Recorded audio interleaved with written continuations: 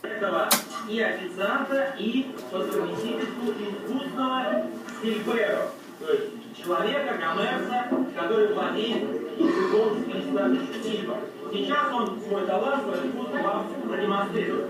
Чтобы вы поняли, на основе чего существует сильба, я буду говорить фразы на разных языках, а Луис их будет повторять, как они звучат на языке списка.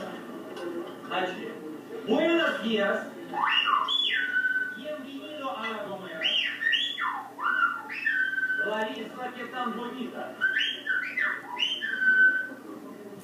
На другом языке попробуем. Good afternoon. Welcome to La Gomera. Guten Tag. Willkommen a La Gomera. Bonjour. Bienvenue a La Gomera. Ну и наконец, добрый день. Добро пожаловать на La Gomera.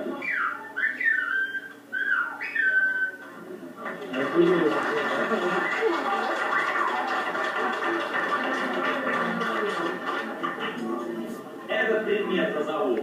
Una botella de vino tinto.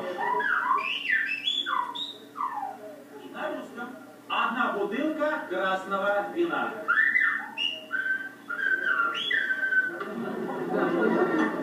Una botella de agua minerale. Tinta.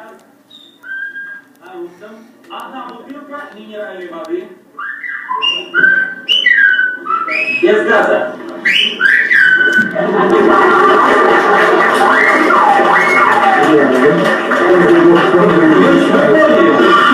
И является языком. Это универсальный способ передачи абсолютно любого языка методом передачи интонации слов, музыки слов.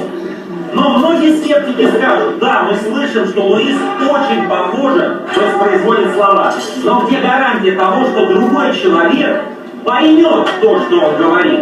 Докажите нам, что это способ общения, способ передачи информации.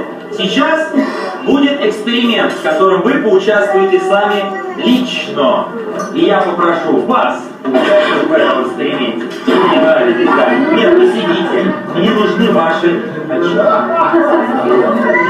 Ничего, не волнуйтесь, они не пропадут. Это сеньор. Я взял у этой очаровательной женщины, с ее позволения, солнцезащитные очки, и я их несу за другой стол.